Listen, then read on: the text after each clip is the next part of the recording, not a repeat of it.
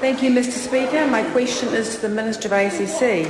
What progress has the government made in improving ACC's financial performance after the 57% increase in claims costs and the 109% increase in liabilities between 2004-05 and 2008-09? Before I call the Minister, I apologise, before I call the Minister. Now look, I say to both front benches, the discourtesy to a colleague asking a question is unacceptable.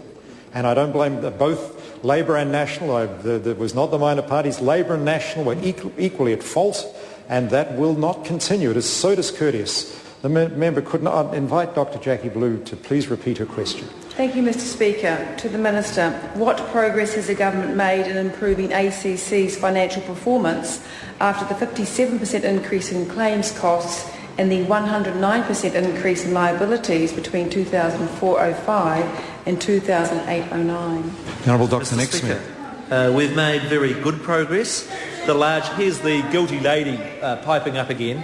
The large increases in claim costs and liabilities resulted in ACC making losses of $2.4 billion in 2007-08 and $4.8 billion in 2008-09, but by better managing costs and with a real focus on the importance of rehabilitation, ACC made a surplus of $2.5 billion in 2009-10, and I'm expecting a significant surplus this year. This turnaround is good news for taxpayers and levy payers. We've been able to secure savings of $638 million for budget 2011 over the next 4 years from lower costs in the non-earners accounts. I'm also hopeful that if we get a good financial result for this year, we can also look to some reduction in levies for next year, which will be great news for households and businesses. Dr. Jackie Blue. Thank you, Mr Speaker. To the Minister, what are the areas in which ACC has made the significant savings in costs, and how do these compare to the claims by opposition parties on how the turnaround has been achieved?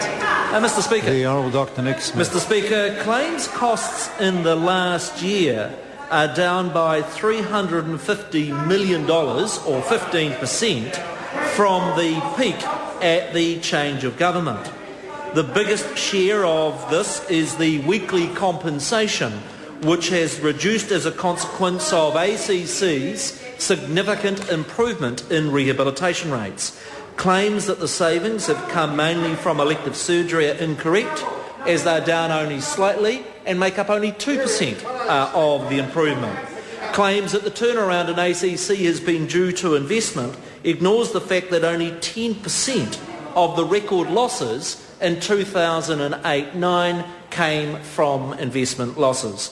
The primary reason for the turnaround is that ACC is getting people back to work earlier, and I think all New Zealanders should welcome that. Question number 9, Darian Fenton.